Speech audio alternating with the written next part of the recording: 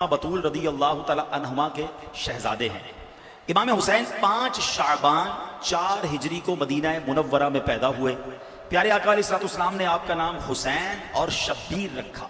इमाम हुसैन रदी अल्लाह तआला की कुन्नियत अबू अब्दुल्ला है।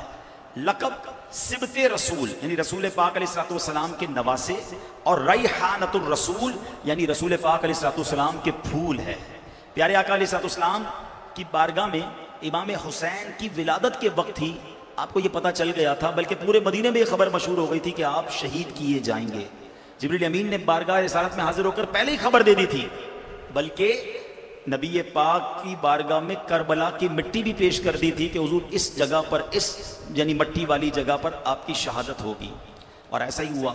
10 मुहर्रमुल हराम अपने 72 रुफका के साथ 61 हिजरी में मैदान करबला में यजीद पलीद के खिलाफ हक की आवाज बुलंद करते हुए, नाना के दीन पर पहरा देते हुए, जुल्म सहते हुए, दुख और गम के पहाड़ के सामने साबित कदम रहकर इंतहाई इज्जत के साथ, शुजाअत के साथ, शान और शौकत के साथ शहीद हुए।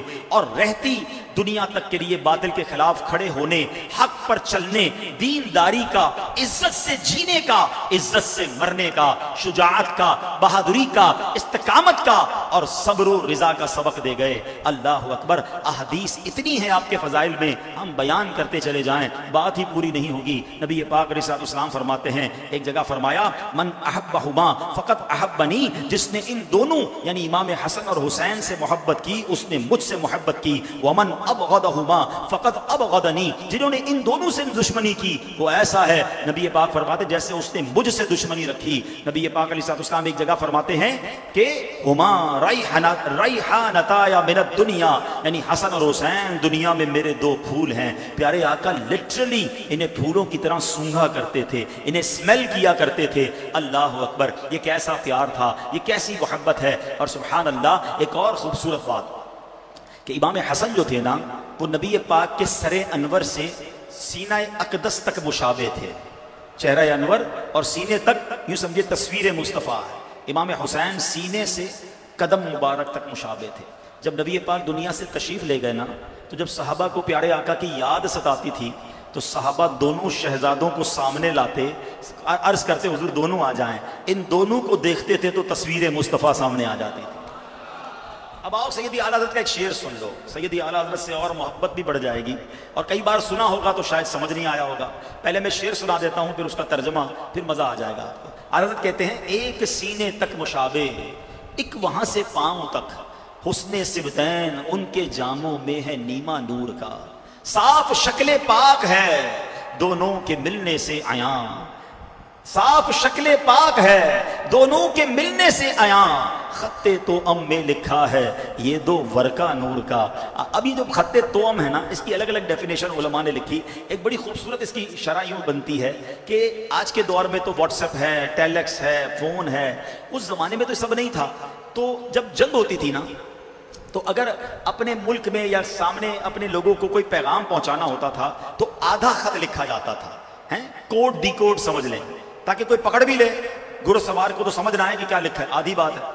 जब ये आधा खत पहुंच जाता था ना, फिर दूसरा खत आधा लिखा जाता था, ताकि जब दोनों मिले तो बात समझ आए कि असल पैगाम क्या था। ये एक तरह से कोड वर्ड होते थे, ठीक है ना। तो आला हज़रत कहते हैं कि सुभान अल्लाह, साफ शक्ल पाक है दोनों के मिलने से आया, खत्ते तो अम में लिखा है ये 2 वर्का नूर का। ये कैसा खत्ते तो अम है, कैसे नूर के वर्क हैं कि जब ये मिलते हैं तो मेरे आका की छवि सामने आ जाती है। तेरी नस्ले पाक में है बच्चा बच्चा नूर का, तू है नूर तेरा सब घराना नूर का। पढ़ो अब फजाइल सुनते जाएं तो ईमान ताजा होता है। मगर अब मैं चाहता हूं कि आज की रात हम इंशाअल्लाह कुछ सीरत भी, उनकी जिंदगी के कुछ खूबसूरत औसाफ भी समझें, ताकि उन पर अमल करके खुद भी तो हुसैनी तरीके पर चले ना। मैं तो पंजतन का गुलाम हूं, कहना आसान है, हमारी तो मतलब पंजतन से गुलामी या इमाम हुसैन से, करबला वालों से मोहब्बत का हमारे पास तो 2-3 ही पैरामीटर है। या तो उनकी मनकबत पढ़ ली, उनका जिक्र सुन लिया, या खिचड़ा बना लिया, न्याज खा ली, ٹھیک ہے کچڑا بنانا چاہیے، نیاز بانٹنی چاہیے، کھانا کھلانا ویسے ہی اچھا طریقہ ہے، لیکن کیا صرف یہی حسینیت ہے؟ کیا یہی صرف سیدنا پاک سے محبت ہے؟ وہ نانا کے دین کے لیے سر کٹا دیں اور ہم نماز قضا کریں، ہم حرام روزی کمائیں؟ قیامت کے دن سب چاہتے ہو نا کہ امام حسین سے ملاقات ہو، آئے ہائے ان سے ملاقات ہو گئی اور اپنے ساتھ جنت میں لے گئے تو بیڑا پار ہے نا۔ مگر اگر امام حسین نے قیامت کے دن سوال کر لیا کہ میں تو اپنے نانا کے دین کو بچانے کے لیے پورا خاندان لٹا بیٹھا، تم نے دین کی کیا خدمت کی ہے؟ کوئی جواب ہے؟ بدقسمتی پتہ کیا ہے، میں بیرون ملک پچھلے دنوں بھی تھا، پہلے بھی میں کوشش کرتا ہوں یہ بیان کرتا ہوں بیرون ملک، لیکن اپنے وطن میں بھی بڑی ضرورت ہے کہ دنیا میں جہاں بھی رہو نا، آپ ایسے رہو کہ آپ کو دیکھ کر کوئی آپ کے دین کی تعریف کرے کہ یار کیسے پیارے لوگ ہیں، یار یہ مسلمان بڑے اچھے ہوتے ہیں، مسلمان بڑے سچے ہوتے ہیں۔ یہ دین کی خدمت ہے کہ مجھے دیکھ کر لوگ میرے آقا کی تعریف کریں، میرے دین کی تعریف کریں، میرے بزرگوں کی تعریف کریں کہ یار کمال کی تربیت، کیا شاندار دین ہے ان کا۔ مگر ہو کیا رہا؟ ایک شخص بتاتا ہے کہ میری غیر مسلم سے دوستی تھی، وہ قرآن بھی پڑھتا تھا، اس کو علم دین بھی بڑا تھا، دین کے بارے میں معلومات بھی بڑی تھی، تو اس کو کسی نے کہا کہ بھئی تو مسلمان کیوں نہیں ہو جاتے؟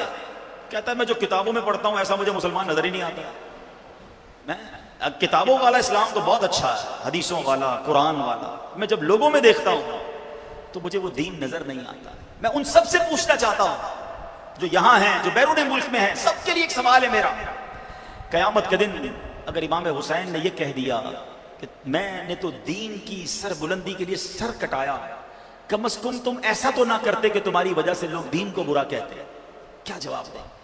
کیا لوگ نہیں کہتے؟ ہم اپنا حال دیکھ لینا، ہم اپنے وطن کی دوائیاں خریدنے میں ڈر رہے ہوتے ہیں کہ یار میڈ ان پاکستان نہیں خریدنا، پتہ نہیں ملاوٹ ہی ہوگی، باہر کی لے لو۔ اچھا وہ باہر کہاں ہے؟ نارملی غیر مسلموں کا ملک ہے، چائے دوائی کتنی چیزوں میں ہمیں لگتا ہے یار جو یہ کہتا ہے نا یہ ہوگا نہیں۔ سچ بتاؤ کیا یہ منہ پہ چانٹا نہیں ہے ہمارے؟ پوری دنیا میں یہ میسج جانا چاہیے تھا کہ یار جب بھی کاروبار کرنا ہے مسلمانوں سے کرو، جو بولتے ہیں سچ بولتے ہیں، کیونکہ ان کے نبی نے بولا ہے سچ بولو، ہیں وعدہ کرتے ہیں تو پورا کرتے ہیں، ملاوٹ کے قریب نہیں جاتے، سچے ہیں، پکے ہیں۔ یار میرا دین تو یہی تھا، امام حسین کی تعلیمات تو یہی تھی، ہمیں کیا ہو گیا؟ آج لوگ اسلام کو گالیاں دیتے ہیں صرف اس لیے کہ مسلمان درست نہیں ہے، وہ کہتے ہیں ایسے ہوتے مسلمان۔ پہلے مسلمان کیسے ہوتے تھے؟ آپ جائیں انڈونیشیا، جائیں ملائیشیا، جائیں آپ دنیا کے کئی ملکوں میں، سنگاپور جائیں، یہ جتنا فار ایسٹ ہے، میں ایک بار فار ایسٹ گیا، میں نے وہاں کے لوگوں سے پوچھا آپ کے پاس دین کیسے آیا، اسلام کیسے آیا، صحابہ آئے تھے؟ کہتے نہیں، ہمارے پاس تو 300-400 سال 500 سال پہلے عرب سے تجار آئے تھے، بزنس مین آئے تھے۔ سنو میری بات، جو بزنس مین مجھے سن رہے ہیں، وہ کہتے تبلیغ کرنے نہیں آئے تھے، کاروبار کرنے آئے تھے، مگر اتنا سچا کاروبار تھا، اتنا اچھا کاروبار تھا، اتنے پکے وعدے والے تھے، ٹائم ہوتا تو نماز پڑھتے تھے، بات کرتے تھے تو سچی کرتے تھے، کام ان سے کاروبار بھی کرتے رہے اور کلمہ پڑھ کر مسلمان بھی ہوتے رہے۔ تبلیغ سے نہیں، کاروبار سے دین پھیلا دیا، کیونکہ اندر کردار تھا۔ آج تبلیغ سے بھی دین ہم سے نہیں پھیل رہا، کیونکہ اندر ہی کردار نہیں ہے نا۔ مبلغ بن گئے پھر بھی دل میں اندر وہ اخلاص نہیں ہے،